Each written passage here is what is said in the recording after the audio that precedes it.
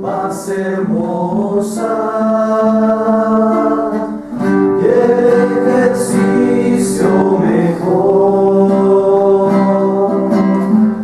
consistía en no aferrarse a ninguna devoción, sino entregarse confiados al Espíritu de Dios y dejarle que nos guíe y nos colme de su amor, y dejarle que nos guíe y nos colme de su amor.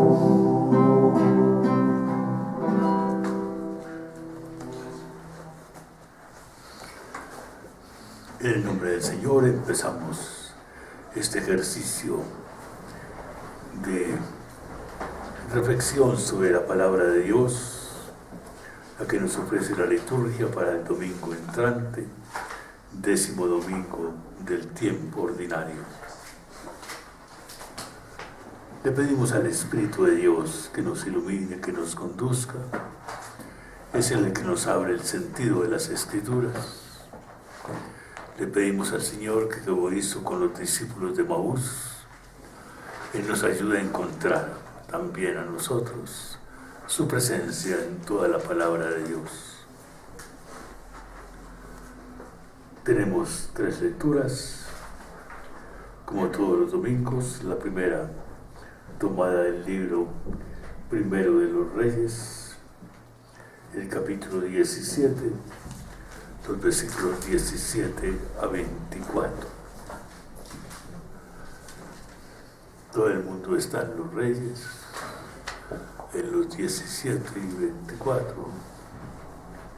Bien. Es lo que se llama el ciclo de Elías, ese profeta que de pronto irrumpe en la historia de salvación. Maravilloso, gran profeta, el testigo del Dios vivo, como decía él, y lo va a manifestar muy bien en la lectura. Entonces hagamos la lectura. ¿Quién la hace? 17, ¿qué palabra? Por favor. 17, 17, 24. Libro primero de Reyes. Después de esto, el hijo de la dueña de la casa se enfermó gravemente y murió. Ella dijo a Elías: ¿qué tienes contra mí, hombre de Dios? ¿Has venido a mi casa para recordarme mis pecados y a dar muerte a mi hijo? Respondió Elías: dame a tu hijo. Y tomándolo del regazo de su madre, lo subió a la habitación superior, donde él dormía, y lo acostó en su cama. Entonces invocó al Señor: Señor Dios mío, también harás sufrir a esta viuda que me ha hospedado, dejando morir a su hijo. Se tendió 3 veces sobre el niño y de nuevo invocó al Señor: Señor Dios mío, devuelve la vida a este niño. El Señor escuchó a Elías y el niño revivió.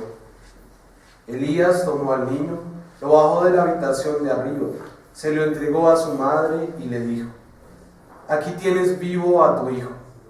La mujer dijo a Elías: ahora reconozco que eres un hombre de Dios y que la palabra del Señor que tú pronuncias se cumple. Bien.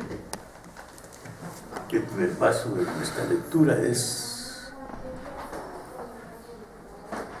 preguntarnos qué dificultades tenemos frente a la lectura, a entender la lectura, la palabra misma como tal.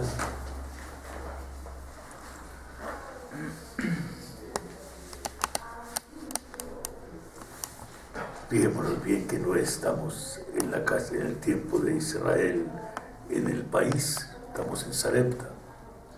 Lo ha dicho anteriormente la palabra de Dios, cuando Elías fue acosado por el hambre y pidió que a una viuda que le diera de comer. Todo eso pasó en Sarepta.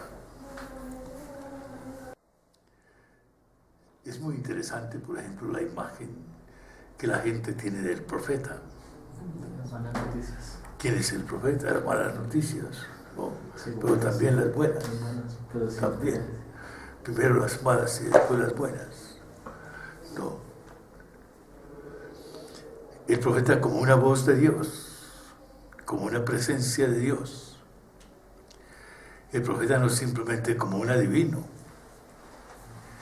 ni como alguien que hace milagros, sino aquel que hace entrar a Dios en la vida, en la casa, en los azares de la casa, en lo que el hombre y la mujer vive y sufre,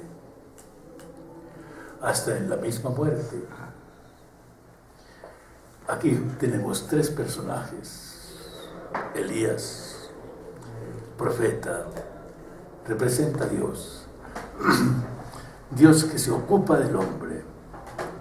Dios para quien la vida del hombre no es indiferente. A través de Elías, Dios se hace presente. Tenemos un personaje que se llama Elías, profeta de Dios. Una mujer viuda. La palabra de Dios del Antiguo Testamento nos habla expresamente de los seres más desprotegidos y de los cuales tenemos que tener mayor cuidado. El Antiguo Testamento pone tres categorías: la viuda, el huérfano y el forastero. La viuda ha perdido el sustento, el apoyo de su marido, combate por la vida. En nuestro tiempo, infortunadamente, tenemos tantos casos. Le duele a uno cuando aparece alguien, un hombre que muere y la viuda queda allí, ella, desprotegida. El huérfano igualmente ha perdido el apoyo, papá y mamá, o lo que sea. El forastero es alguien que no tiene familia que lo valga, donde quiera que él esté. Son los tres personajes. Y el niño que es aquel que recibe la acción divina, aquel por quien Dios se preocupa, aquel que viene a la vida después de pasar la experiencia de la muerte. Estamos así ante, claro está, una obra que nos quiere decir que en la vida del hombre estamos siempre enfrentados al dilema de muerte o vida, lo queramos o no. Estamos en la vida y estamos también frente a la muerte. Y en toda esta palabra de Dios aparece que Dios está por la vida. Dios está por la vida. No lo olvidemos. Bien. ¿Habrá alguna otra cosa para decir?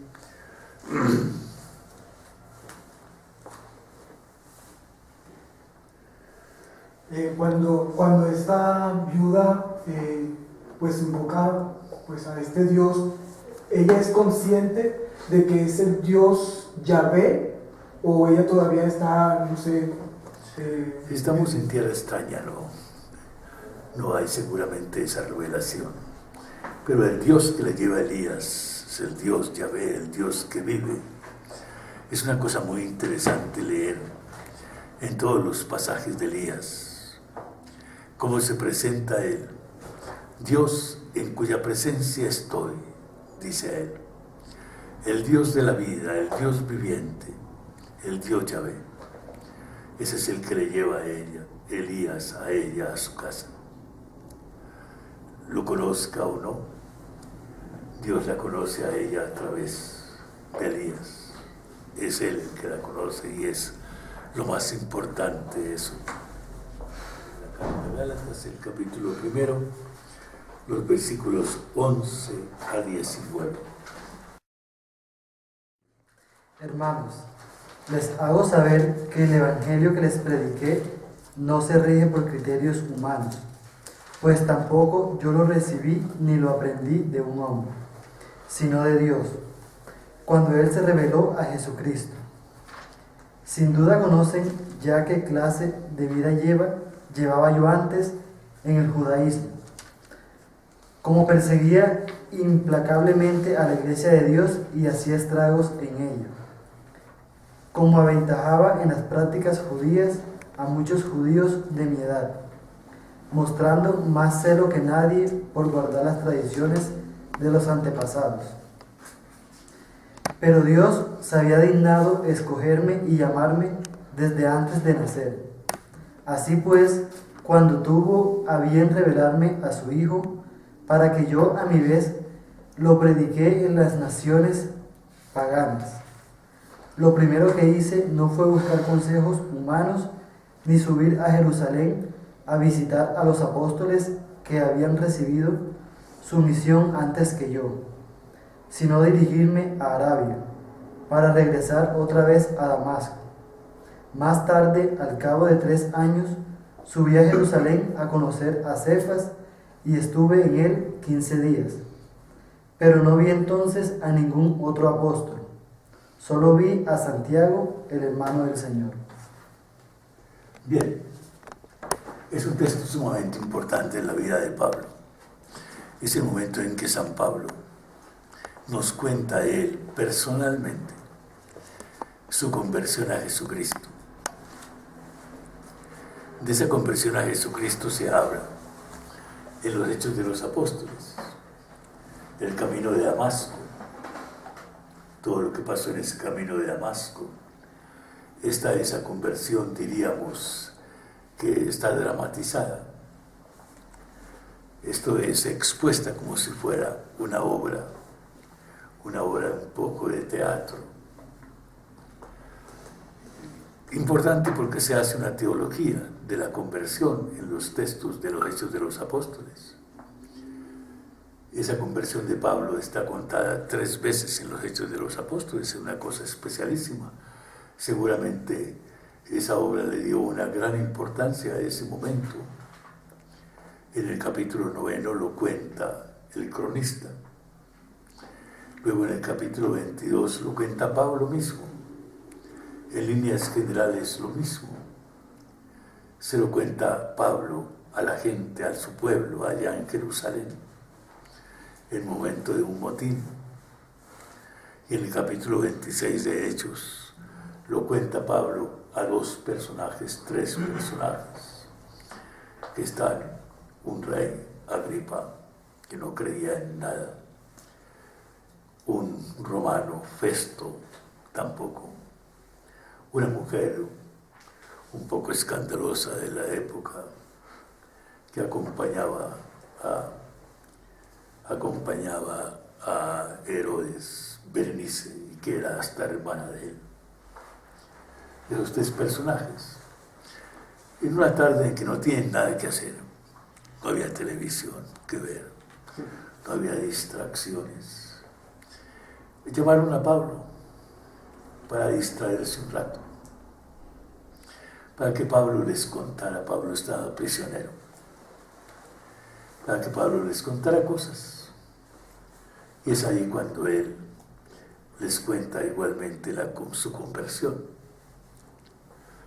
Termina hermosamente porque tiene unos detalles delicados. Cuando ha avanzado Herodes, que no es el Herodes que persiguió a Cristo cuando niño, sino un hijo de él, un posterior hijo de un hijo de él.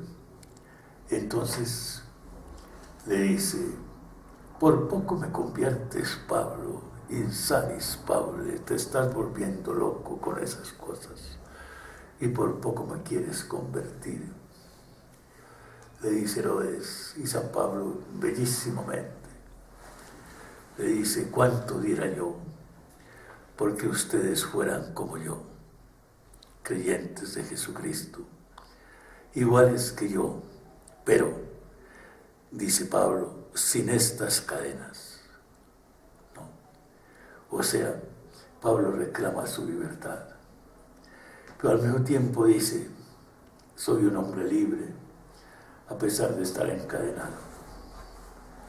¿Y cuánto diera yo porque todos tuvieran la misma suerte de ser discípulos de Cristo? Vivir en el mundo con dignidad, por eso dice: sin estas cadenas. Este pasaje tiene algo maravilloso, y es que Dios interviene en la vida de Pablo. En el primer texto vimos un niño que muere y que vuelve a la vida. En ese texto vemos a un hombre adulto que está también hasta cierto punto muerto antes de llegar a Cristo. Antes de conocer a Cristo es un hombre bueno, porque Pablo era un hombre cabal, como fariseo, absolutamente intachable, dice él. Pero sin embargo, claro, no está en la luz de Jesucristo, y Cristo lo llama a la luz. Para él también hay una resurrección. Para él también hay una resurrección aquí en ese pasaje. Bellísimo pasaje. Digo, y es el más cercano quizás a lo que históricamente pasó en la conversión de Pablo. Algo igualmente muy importante en eso, y es que Pablo recibió esa experiencia fundamental de Cristo. Fundamental, como la han recibido algunos en la vida, como la recibió Carlos de Foucault en un momento dado, y otros en la historia de la vida, el mismo San Agustín. Él cuenta cómo recibió de pronto esa experiencia, esa iluminación fortísima que hace cambiar la vida totalmente.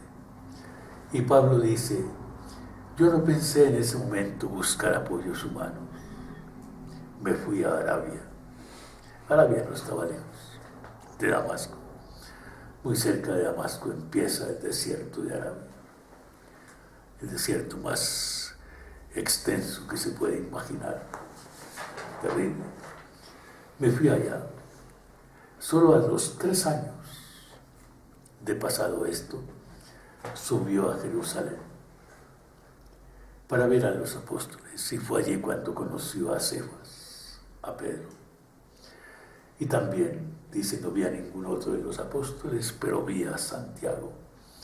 Este Santiago que está aquí, que aparece como hermano del Señor, así lo llaman, que no parece no haber sido apóstol, sino un personaje importante de la iglesia primitiva. Así pues tenemos ese pasaje. Vamos a leer el texto del Evangelio en ese contexto de la muerte y la vida, en ese contexto de las sombras y la luz, en ese contexto del paso de la muerte a la vida. Evangelio según San Lucas, capítulo 7, versículos 11 a 17.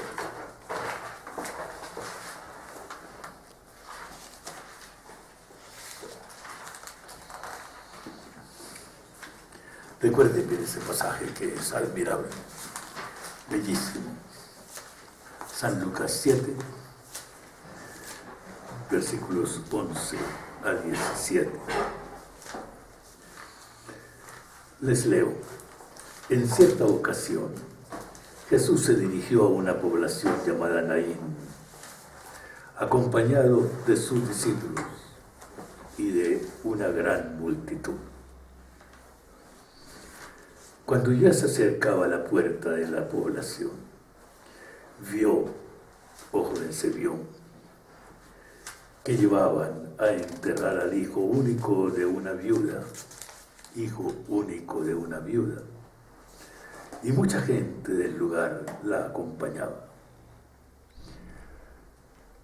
Al verla, el Señor se compadeció de ella y le dijo: no llores más. Después se acercó y tocó a la camilla. Los que la llevaban se detuvieron y él dijo: joven, yo te lo ordeno, levántate. El muerto se incorporó y empezó a hablar, y Jesús se lo entregó a su madre. Todos quedaron asombrados y empezaron a alabar a Dios diciendo: un gran profeta apareció entre nosotros. Dios ha venido a salvar a su pueblo. Y la noticia de lo que Jesús había hecho se difundió por todo el país de los judíos y las regiones vecinas. Este es el texto sobrio de San Lucas, muy bien narrado como siempre. Bien, es la primera fase del ministerio de Jesús, el ministerio galileo. Ese pueblo de Naín, pequeño, está precisamente allí, en ese lugar. Muchas veces se da la indicación del lugar, porque es importante. Las cosas históricas suceden en un lugar, no olviden. La historia tiene lo que se llama dos coordenadas. Todo hecho histórico tiene dos coordenadas. Coordenadas significa dos líneas que se entrecruzan. Tiene dos coordenadas que son lugar y tiempo.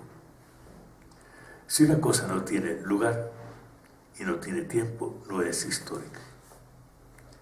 Es uno de los criterios básicos para saber qué hay de histórico. Nosotros somos históricos porque tenemos lugar y tiempo. A uno le dicen: poca gente hay que ignore en el mundo donde nació. Algunos dicen que no saben. De todas maneras, en algún sitio nacieron. Tienen lugar y tienen también tiempo. Bien, entonces aquí hay un lugar, Naín, en Galilea. Hay dos procesiones. Esto sí es una cosa sumamente bella en el Evangelio.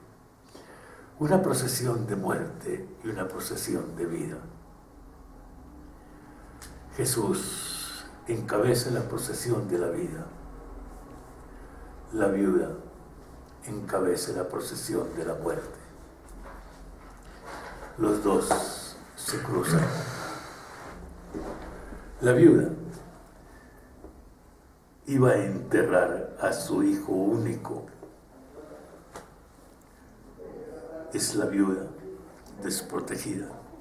Su única esperanza, su único valor, diríamos, su única riqueza era su hijo. Un joven, no era un niño como en el caso de Elías. Un joven, ya por consiguiente en edad de ser una esperanza viva para esa viuda. Es entregar no solamente la vida, sino el amor, la seguridad, todo, absolutamente todo. Va ella a acompañar, enterrar a su hijo único. Mucha gente del lugar la acompañaba. Esa solidaridad humana profunda que se vive en esos momentos. Todos caminando hacia lo imposible, hacia el entierro. Iban a enterrar al joven. Jesús, acompañado de sus discípulos y de una gran multitud. Fíjense, una gran multitud acompaña a Jesús y mucha gente acompaña a la viuda. Los dos se cruzan en el camino. Al verla, Jesús vio que llevaban a enterrar al hijo único de una viuda, y al verla, el Señor se compadeció de ella y le dijo, no llores. Observemos siempre los tres pasos que tiene toda esta acción salvadora. El primer paso es la realidad, lo que Jesús ve. Ve una multitud que sale de un pueblo a enterrar a un joven. Vio a la viuda, sobre todo al verla. Se parte de la realidad, se parte de lo que vive la gente. Es importantísimo. Hoy en día se insiste mucho en que cualquier acción pastoral debe partir de un conocimiento de la realidad. Conocimiento de la realidad.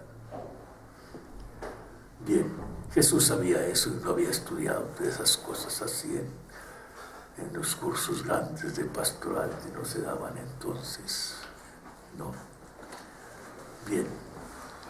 Entonces, en segundo lugar, Jesús interviene, juzga. Al verla dice, no llores más. Se compadeció de ella. Ese compadecerse que es llevar a hacer que la situación ajena entre a la vida propia. Compadecerse es más que una simple palabra que se dice. Es sentir en las entrañas. Es la palabra que tenemos, entrañas. Es sentir en las entrañas el dolor de los demás. Hacer lo propio. Se compadeció de ella. Le dijo, no llores más. Es un anuncio de lo que va a seguir. Las lágrimas acompañan las situaciones dolorosas. Cuando Jesús le dice, no llores, no continúes llorando, cesa de llorar, porque llegó el momento distinto, el de la vida. Después observemos los pasos que dice, se acercó.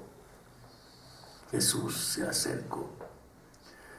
Y los evangelios frecuentemente hablan de ese acercarse de Jesús. Acercarse es un movimiento que trae hacia nosotros. ¿Quién viene? Dios hacia nosotros. La encarnación es el máximo acercarse de Dios a nosotros.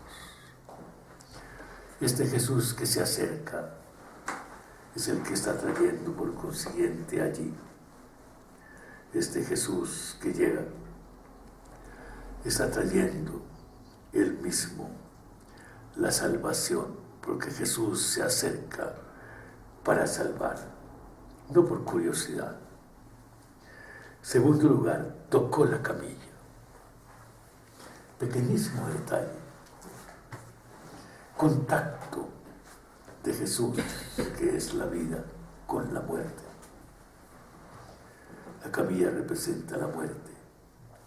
Jesús, la vida. A la luz de la ley antigua, no debía hacerlo. Estaba prohibido por la ley tocar el cadáver, tocar un cadáver. Si la persona lo hacía, quedaba en lo que se llama la impureza legal. No podía ir al templo, no podía participar de reuniones mientras no se bañara para quitarse esa impureza. Bien.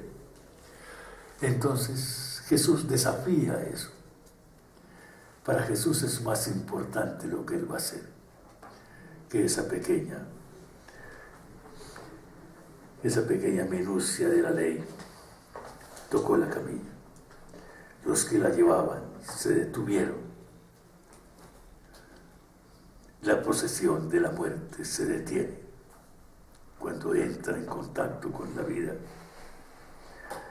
Y dijo al joven con voz potente, joven, yo te lo ordeno, levántate. Ese joven, levántate, es la palabra grande que Dios tiene para nosotros, para todo el mundo, para todos, absolutamente todos.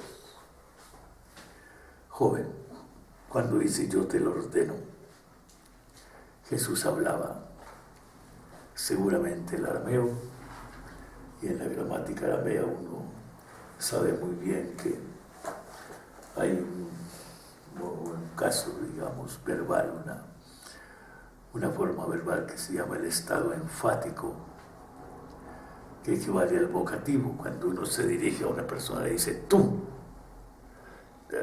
y lo designa de una manera expresa. Es cuando Jesús le dice a la niña, talita, talid es la niña, pero talita, esa A final, es el estado enfático que dice una persona se dirige personalmente a uno. Contigo estoy hablando, no con otro, contigo. Y eso es una cosa importante, que eso aparezca en nuestra vida. Contigo estoy hablando. Y Jesús dijo, joven, levántate. Observemos ese verbo levantarse, que es el verbo clave de la resurrección. La resurrección de Cristo se llama un levantarse. El verbo agairo significa eso, levantarse. Y resurrección significa eso. Surgir, ¿qué es surgir? Es levantarse. Y resurrección significa eso. El que está acostado, el que está tendido, el que está muerto, se levanta. Entonces Jesús todavía no ha resucitado, pero ya hay aquí una fuerza de su resurrección futura que hace que el hombre reciba la vida. Levántate. El muerto se incorporó y empezó a hablar. Incorporarse es levantarse, claro está. Empezar a hablar es precisamente dar signos de que está en uso de su condición humana recuperada, en capacidad de escuchar y de hablar, de volver otra vez a la sociedad. Jesús se lo entregó a su madre. Jesús se lo entregó a su madre. Jesús, que es la vida, toma al niño y se lo toma a este joven y se lo entrega a la madre. Como había hecho Elías, como hizo aquí el Señor. Todos quedaron asombrados y empezaron a alabar a Dios y decían, un gran profeta apareció entre nosotros. Dios ha venido a salvar a su pueblo.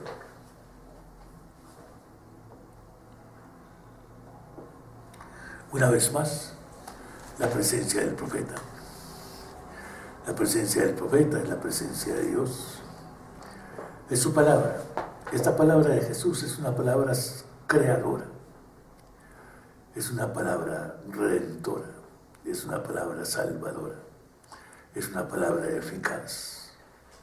Tan distinta de nuestras palabras. Es esa palabra que se llama en el lenguaje actual de la lingüística el estilo performativo, que llama así. Cuando uno pronuncia una palabra y esa palabra produce un efecto. Produce un efecto. Cuando uno está frente a una persona que le ha ofendido y yo le digo, te perdono. Esa palabra perdonar es una palabra fuerte que cambia mi situación y cambia la de él. La sola palabra. Hay que tenerlo muy en cuenta. Las palabras nuestras son muchas veces palabras vacías, que no tienen fuerza. Sin embargo, estas palabras son de una gran fuerza. La palabra del profeta es palabra que produce efecto, que cambia situaciones, que cambia las situaciones del hombre. Cuando Dios nos perdona, nos cambia. Tenemos que dejarnos cambiar de Él. Y decían, Dios ha venido a salvar a su pueblo. Dios ha venido. ¿Dónde? ¿De qué manera? En la presencia de Jesús. Dios ha venido. Esto no se explica sino a partir de la fuerza poderosa de Dios, dicen ellos. Alguna vez yo decía una frase que he repetido muchas veces, se me ocurrió. Decía, donde terminan las posibilidades del hombre, empiezan las posibilidades de Dios. Las posibilidades del hombre han terminado. La madre viuda sacaba a su hijo a enterrarlo. La gente también. Estaban ante lo imposible de solucionar. Ahí terminan las posibilidades humanas. Pero con Jesús se abren las posibilidades divinas. Y las posibilidades divinas son las que Él ejerce a favor del hombre, de nosotros. Un gran profeta apareció entre nosotros. Dios ha venido a salvar a su pueblo. Esa palabra salvar, que es la comunicación de la vida divina a aquel que lo necesita. La salvación es eso. La noticia de que Jesús había hecho, lo que Jesús había hecho se difundió por todo el país de los judíos, las regiones vecinas, o sea, que esa palabra misma y el acontecimiento se vuelve evangelizador. Lo que Jesús hace es evangelizador. O sea, está hecho para llevar palabra y fuerza de Dios allá. Bien, tenemos ese pasaje, por consiguiente, de la resurrección del hijo de la viuda de Naín. Decimos, hay una dramatización, en el fondo siempre, acontecimientos que vinieron, que pasaron, pero que el Evangelio hasta cierto punto dramatiza, o sea, lo hace representable. Esta acción se puede representar, ¿no? Ustedes la pueden representar en un momento dado haciendo una obra de teatro, una cosa parecida, con dos grupitos, uno que sale, otro que entra, se encuentran los dos, detienen la marcha. El uno es la procesión de la muerte, el otro es la procesión de la vida. Y hay palabras y todo, ustedes ven que eso es representado perfectamente. Y entonces, pero lo que nos quiere decir en el fondo es que en esa lucha que hay, perpetua, en el hombre, entre la muerte y la vida, Dios está por la vida. Dios no está por la muerte, en la vida del hombre. Todas las formas como se presenta la vida, tengámoslo presente. El problema es dejarse invadir de la vida de Dios en el mundo donde estamos. Muchas veces tenemos resistencias a esa vida de Dios, a lo que Él quiere hacer de nosotros. Pero si nos dejamos inundar poderosamente de esa fuerza salvadora de Él, de la vida de Él, encontraremos, sentiremos su acción en nosotros. Bien, ¿habrá alguna cosa por comentar sobre esto? ¿Quién dijo, padre? Yo, Lucas, bien. En cuanto usted hablaba de la resucitación, ¿sí es válido hablar de resucitación como tal? No, yo no hablo de resucitación exactamente, sino de resurrección, de resurgir, claro. Claro, la resurrección es fundamental absolutamente en la vida cristiana. La resurrección de Cristo es lo central. El problema no es la resurrección, el problema es entender qué es la resurrección. Ese es el gran problema que tú tienes como teólogo actual, estudiante de teología, como decía mejor otro. No, entonces, entender qué es resurrección. Hay que tener muy en cuenta eso. Algún día, uno de los nuestros, hace bastantes años, era 20 más años, alumno de la Javeriana, oyó decir por allá en la Javeriana a un profesor quizás esto, que en la resurrección hay que tener muy en cuenta, no solamente el qué, hay que tener en cuenta el qué, pero no tanto el cómo, ¿no? Pero voy a llegar a decir después a una clase, lo nombraron profesor, y dijo, Cristo no resucitó, hasta ahí llegó la clase. Y ahí hasta ahí llegó el compromiso del hombre con la clase y con la universidad, hasta ahí llegó. Porque eso no se puede decir, claro, Cristo resucitó, el problema es saber qué es resurrección. Ese es el gran problema. Y sentir y vivir la resurrección desde que somos bautizados hasta el final. La resurrección no se da sino en el encuentro con Cristo. Este encuentro, esto que pasa aquí, ha pasado en nuestra vida. Hay que decir, yo estoy envuelto en este problema. Yo no pertenezco a una procesión de muerte, sino a una procesión de vida. Yo. Cristo me dice a mi joven, levántate. Cristo me dirá siempre eso en la vida. Porque Él está por la vida. Está exactamente por la vida.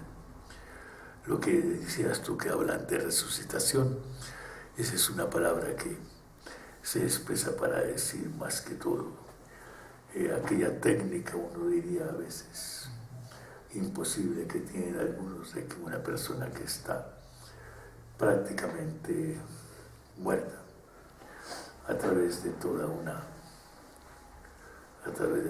acción digamos física, se logra a veces volver otra vez. Unos masajes de corazón o cosa parecida, hay resucitaciones que dicen, pero no resurrecciones, no. Ya resucitaciones hay así, de esas que se dan. Cuando murió el padre Trino, que ustedes no conocieron, hace unos 4 años aquí, lo sacaron aquí, un enfermero de aquí en este lugar, ahí se le murió. Hizo todo lo posible por resucitarlo, en el sentido de resucitación. Le aplicó inyecciones, le hizo masajes, le hizo de todo, y al final dijo, no hay nada que hacer, murió. Y decía, pues bueno, ya lo sabíamos.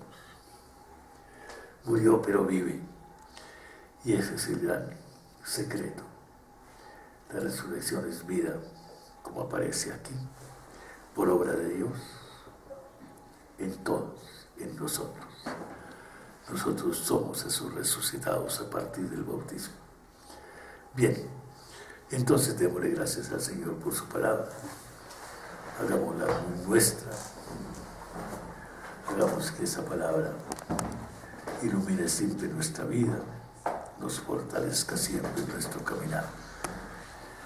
Queremos, Señor Jesús, que vivas y reines entre nosotros. Nos bendiga con su Hijo. La Santísima Virgen María. Amén.